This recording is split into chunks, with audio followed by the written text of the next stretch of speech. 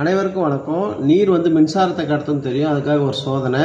Battery connect பண்ண ஒரு LED HW battery, ஒரு ரெசிஸ்டன்ஸு, ஒரு பல்பு எல்லாம் பாசிட்டிவோட கனெக்ட் பண்ணி பாருங்கள். லைட்டு எரியுது. இப்போ இது தண்ணியில் வைக்கிறேன், என்ன நடக்குதுன்னு பார்ப்போம்.